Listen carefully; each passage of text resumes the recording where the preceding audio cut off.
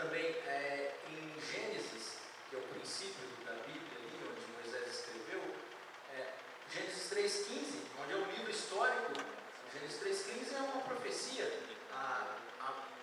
Porém, inimizade entre ti e a mulher. Quem é a mulher? A mulher somos nós, é a igreja. Olha o simbolismo profético encontrando aí num livro histórico. Então a Bíblia é um livro muito complexo e muito difícil de entender sem a ajuda do Espírito Santo. Muitas vezes nós precisamos orar antes de ler a Bíblia para depois meditar nela.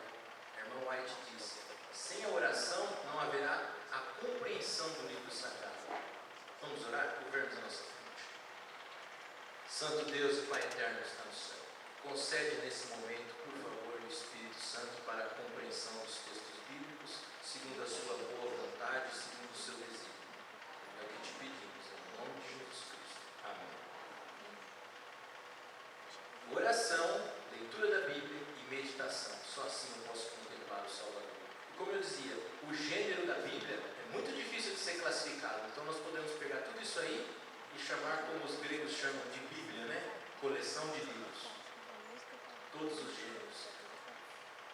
Muitas vezes Deus nos dá a sabedoria para entendermos esse livro, nos inspirando, iluminando nos textos. Mas muitas vezes Ele faz como fez com o eunuco. O eunuco lia lá o livro de Isaías e não entendia aquilo tudo que ele lia, até que ele pediu que Deus lhe desse mais sabedoria e entendimento sobre o livro. Deus levou até ele, Filipe perguntou: você entende o que você lê? Como posso entender se alguém não me explicar? Então, Filipe explicou ali, falava sobre Jesus, e ele ficou tão encantado que pediu o batismo. Eu quero falar que Jesus é um príncipe, mas Satanás também é um príncipe. Se você abrir sua Bíblia em João 16, verso 11, lá diz assim: do juízo, porque o príncipe desse mundo está julgado. Você também encontra referência sobre o inimigo de Deus em João 12, 30 e João 14, verso 30. Jesus é Miguel. A palavra Miguel significa que quer dizer do original, que Miguel está em hebraico, quer dizer que é Deus. Se você olhar em Judas verso 9, do Novo Testamento, está ali próximo de Apocalipse, você vai encontrar que Miguel lutou contra Satanás quando Jesus veio buscar a Moisés. O inimigo ele ficou extremamente apavorado, porque Moisés foi o primeiro homem a ser ressuscitado aqui no planeta. O primeiro homem a ser ressuscitado. E ele se interpôs entre Cristo e a ressurreição de Moisés. Você também encontra, ali fala também, ali em Judas 9, fala que Jesus é o arcanjo, mas você também encontra falando sobre Jesus como arcanjo em Tessalonicenses 4, verso 16. Mas pode abrir sua Bíblia em Daniel 12 e verso 13. Daniel 10, verso 12 e verso 13. Uma oração que Daniel vinha fazendo. Então me disse: não temas, Daniel, porque desde o princípio, desde o primeiro dia em que aplicaste o coração a compreender e humilhaste perante o teu Deus, foram ouvidas as tuas palavras, e por tua causa, e por tuas palavras é que eu vim. Quem está falando aqui com Daniel é o anjo Gabriel. O anjo Gabriel, ele, num primeiro momento, ele veio e explicou para Daniel sobre a profecia das 2.300 tardes e manhã. Daniel 8, verso 14. Daniel passou mal. Daniel entrou em desespero, porque Daniel estava no cativeiro já há 70 anos. E a esperança de Daniel, quando Ciro invadiu a Babilônia por baixo do rio Eufrates, dando fim à vida de Belsazar, que é neto de Nabucodonosor, a esperança de Daniel era voltar para Jerusalém. Jesus disse que haveria o fim do cativeiro, e Daniel se desesperou quando viu que 2.300 tardes de manhã era um período profético muito distante, e não entendeu a explicação e passou mal, e o anjo interrompeu a explicação, se retirou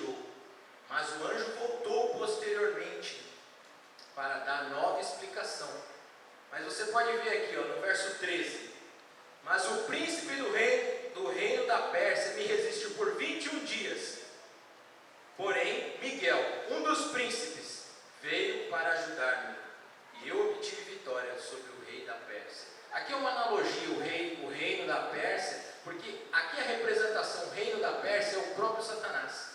Satanás se interpôs entre Gabriel, impediu que Gabriel chegasse até Daniel.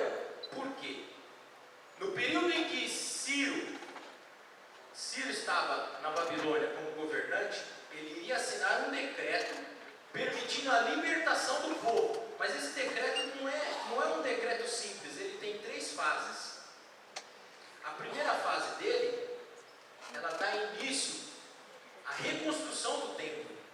Templo esse que Jesus Cristo pisaria quando viesse. O mesmo templo que Jesus Cristo pisaria. Eu trouxe um slide aqui. São 2 profecias que o inimigo quis se interpor. Primeiro, impedir que Ciro cumprisse com a sua palavra, cumprisse com a palavra de Deus, libertando o povo. Se você abrir sua Bíblia em Isaías 43, verso 13, você vai encontrar lá: eu, na minha justiça, suscitarei a Ciro de todos os seus caminhos, endireitarei, ele edificará a minha cidade, e libertará os meus exilados, não por preço, nem por presente, diz o Senhor dos Exércitos. Olha o que o texto diz. Quem vai dar início à edificação do templo de Jerusalém, que foi destruído por Nabucodonosor? Ciro. Agora note que interessante, Ciro foi um homem escolhido por Deus, no ventre da mãe dele, antes de vir a existir, antes de haver vida nele, um homem pagão, sem conhecimento dos oráculos da Bíblia, foi escolhido por Deus para ser o libertador do povo de Deus. A irmã White fala que Ciro é um tipo de Cristo, exercendo a função de Cristo de libertar seu povo. Outra profecia que o inimigo de Deus queria impedir, que é Daniel 9, do verso 27, do verso 24 ao 27. 70 semanas estão determinadas sobre o teu povo e sobre a tua santa cidade, para fazer cessar a transgressão e pôr fim aos pecados, para expiar a iniquidade, para fazer justiça eterna, para selar a visão e a profecia, para ungir o santo dos santos. De quem está falando aqui? De Jesus. Eu trouxe um slide aqui, bem curtinho, de alguns. As 70 semanas. Passa o próximo, por favor. Você sabe que semana, você calcula semana em anos, né? Então, uma semana, 7 anos. Não sei se dá para enxergar daí.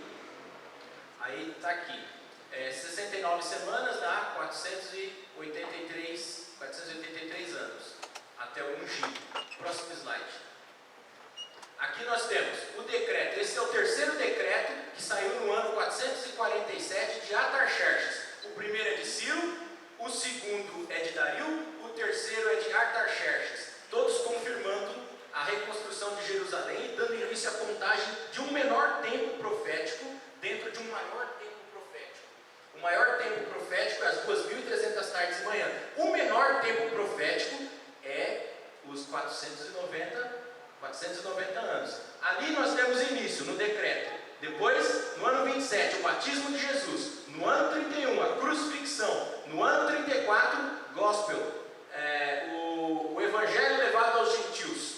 Todas as nações que não eram judaicas eram consideradas nações gentios. E quem é o precursor do evangelho levado aos gentios é Paulo, que se converteu na estrada de Damasco. O inimigo queria impedir essa profecia, porque essa profecia, se cumprindo, Cristo estaria dando o quê? A nossa oportunidade de salvação, permitindo que eu e você tivéssemos direito à vida eterna, porque se cumpriu ali, o Cordeiro morto desde a fundação do mundo se cumpriria ali. Por isso que o inimigo se interpôs, por causa dessas 2 profecias. Então o inimigo não tem interesse que nenhuma profecia da Bíblia nunca se cumpra, ele sempre se interpõe entre o profeta e Deus, sempre se interpõe entre você e Deus. Como ele faz isso?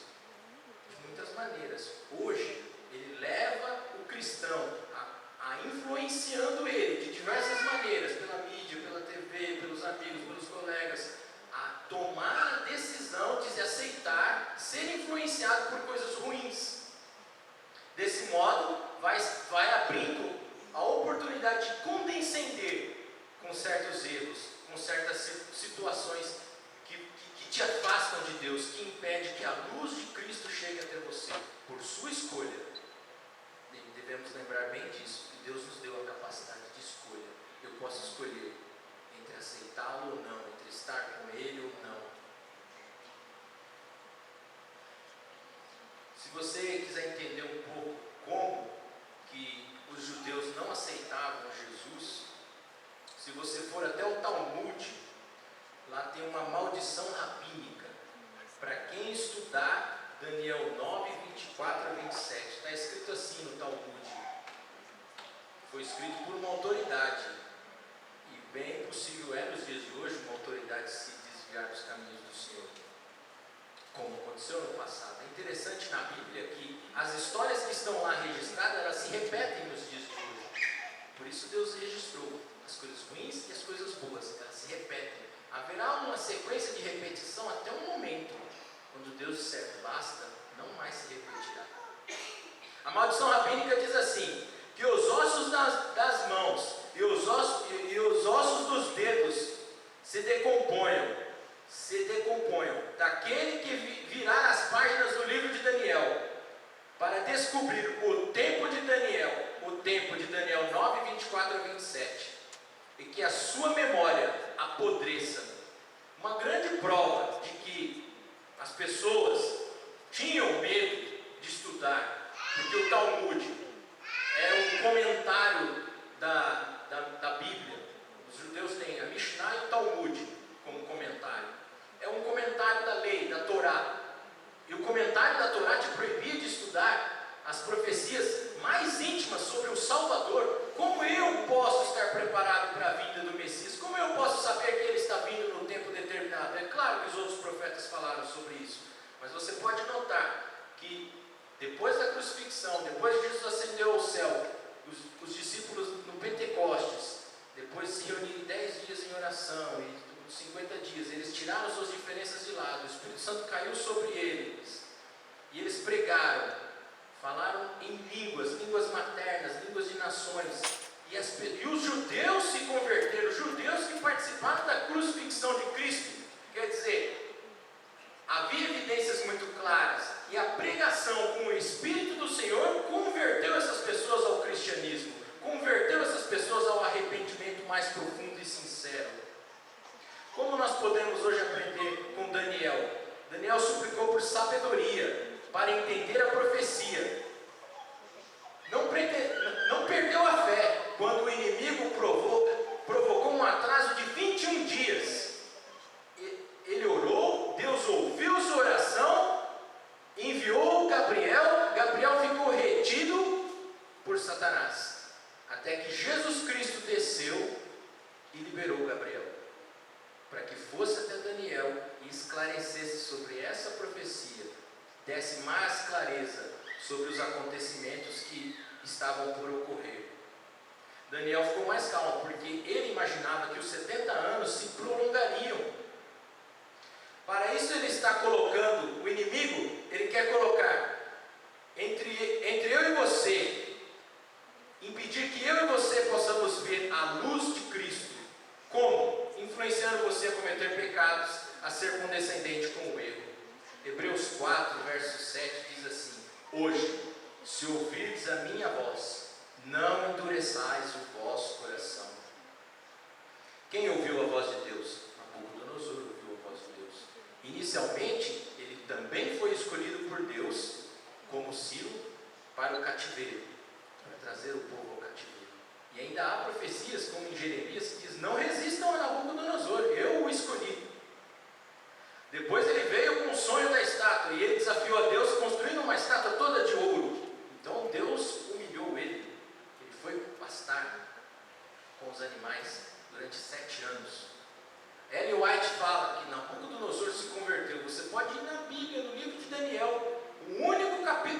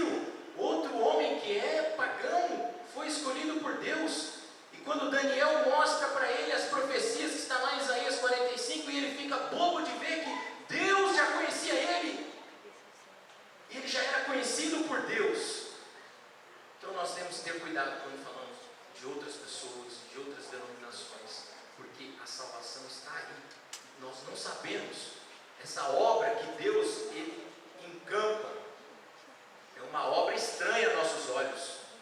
Nós não conhecemos os caminhos de Deus, é claro. Não devemos abrir mão dos princípios, não devemos abrir mão do que nós conhecemos, mas devemos ter cuidado ao julgar as pessoas e dizer: você está perdido, você está salvo. Ouvir a voz de Deus.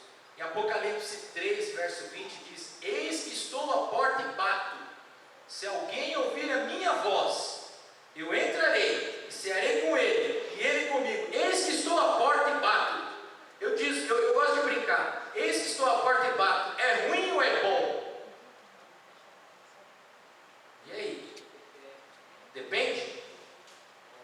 É ruim ou é bom? Mais ou menos?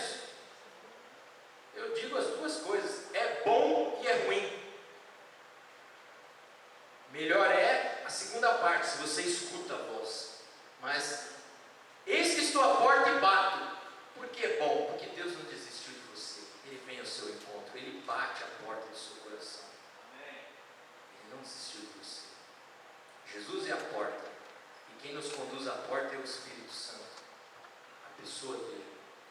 Mas é ruim porque quem tem que bater está do lado de fora. Por isso é ruim.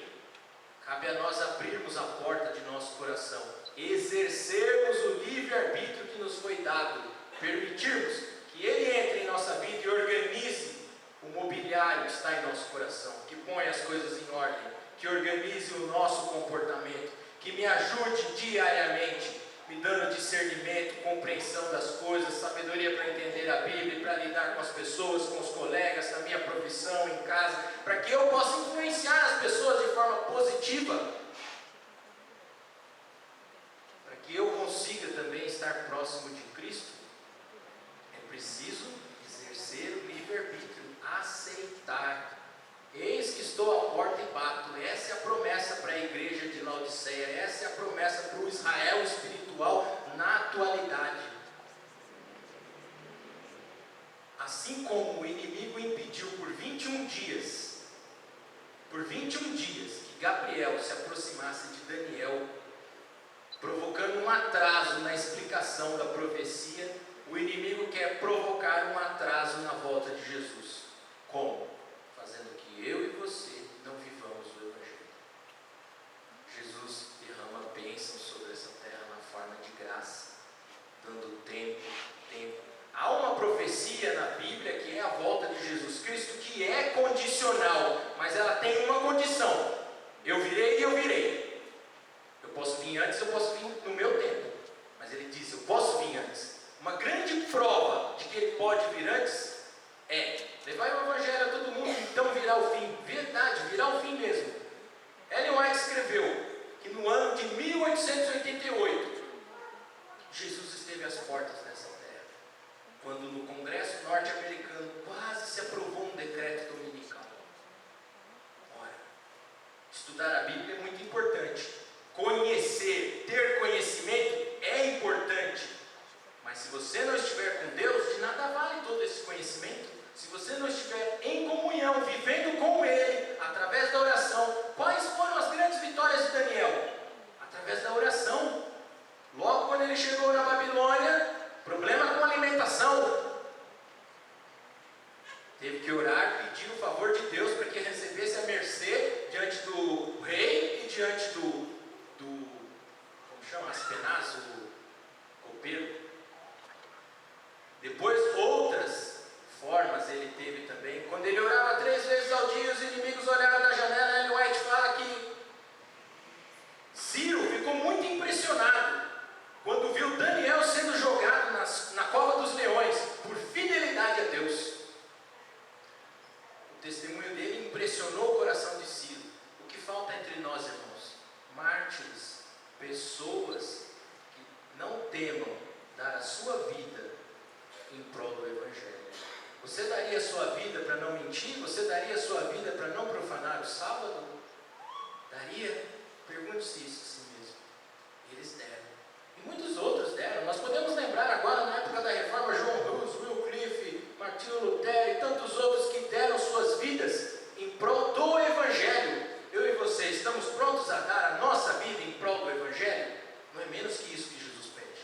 Não é menos que isso. Essa é a história que a gente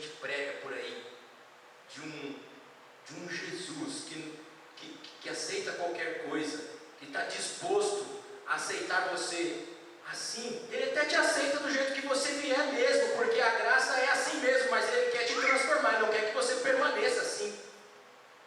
Ele não é um Jesus genérico que aceita qualquer coisa, não. Se você for no Velho Testamento, olhar no santuário, dentro do compartimento santíssimo, na arca lá, onde nós tínhamos 2 querubins com as asas abertas, onde acontecia a Shekinah, em cima da arca nós temos o que? Um propiciatório que simboliza a graça de Jesus. Depois da graça, vem a lei. Ninguém pode ter acesso a Cristo se não passar pela graça dele. Eu não posso ter a lei de Cristo imputada em mim, através do sacrifício dele, se eu não passar pela graça, se eu não passar pelo propiciatório. É diante desse propiciatório que Jesus no céu oferta o seu sangue em meu e o seu favor. Arrependei-vos já. Essa é a missão, essa é a palavra para mim e para você. Diariamente, nós precisamos buscar a Cristo diariamente. Hoje, domingo, primeiro dia da semana, nós temos mais 5 dias para que você se prepare para o Santo Sábado. Você tem mais 5 dias para manter comunhão diária, assim como Daniel, 3 vezes ao dia. Que grande exemplo, Daniel, para mim e para você. Um homem que orava, um homem que obteve vitórias através da oração e foi protegido por Deus. É bem verdade que nem sempre o cristão será protegido, como lá na história, muitos que passaram pela morte, mas defenderam o Evangelho até o fim. Agora, eu vou ser um conhecedor do Evangelho, e na hora que alguém disser para mim, olha, trabalha no sábado, tá bom, eu vou trabalhar porque senão eu vou morrer de fome. E aí? Como fica o céu? Como fica a vida eterna? Como fica a salvação? Quando diz na Bíblia, não adulterarás, eu vou adulterar? Como fica o céu? O que José fez quando a mulher do seu patrão pôs os olhos nele? Ele ficou lá flertando com ela, ou ele, não posso fazer isso contra o meu patrão? Não, contra o meu Deus. Em primeiro lugar, a primeira tábua. Quando nós lembramos da lei, em primeiro lugar são 4 regras. Relacionamento na horizontal, na vertical é a segunda tábua. São 6 regras, eu e você. Mas quando qualquer pessoa está falhando na segunda tábua, que é na horizontal, é porque na vertical já falhou há muito tempo. Ele não mantém comunhão com Deus, ele não está guardando o sábado direito. Você sabia que viajar no sábado é pecado? Muita gente viaja no sábado. Ellen White fala sobre isso. Em Isaías 53, verso 13 e 14, também fala sobre isso. Se você pegar uma Bíblia aí, tem uma boa tradução, uma Bíblia católica, tem livros apócrifos nela, não vai nos apócrifos não, tem fim de sair, mas vai lá em Daniel 58, verso 13 e 14, falando de viagem, a interpretação é viagem, também viagem. Viajar no sábado é pecado, tem muita gente aí viajando, acho que está tudo normal. Adventista de longa data, então isso é para nós, de longa data. A pessoa que é nova está na ignorância, temos que ter essa compreensão. Estamos nós dispostos a mudar nossos hábitos? Aonde está então? Apocalipse 3, verso 20. Eis que estou à porta e bato. Se alguém ouvir a minha voz e abrir a porta, eu entrarei, cearei com ele e ele comigo. Espantarei as trevas da alma. Você pode repetir comigo o verso que está lá em João 3, verso 16? Você pode repetir comigo? Pode. Porque Deus que deu seu Filho para que todo aquele que nele crê, mas tenha vida eterna. Então vamos repetir de novo, todo mundo junto? Vamos fazer um coral aqui, ó. Eu não sou regente de coral não entendo nada desse assunto. Mas vamos repetir junto agora. Porque Deus amou o mundo, vai, de tal maneira que deu seu Filho unigênito. Você crê nisso? Você crê que Deus pode transformar a minha e a sua vida? E pode te preparar para ser um mártir? Os últimos dias estão aí, é preciso ser um mártir. Você será compelido a transgredir a lei de Deus abertamente. Deus seja louvado pela minha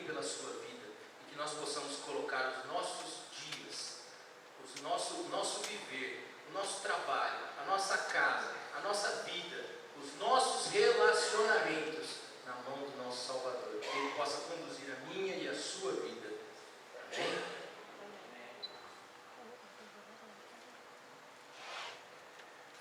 Agradecemos ao Robson por essa mensagem tão bonita. E vamos cantar sobre Jesus melhor. O hino 91. Jesus é melhor, sim, que ouro e bens. Jesus é melhor que ouro e bens. Colocamos em pé.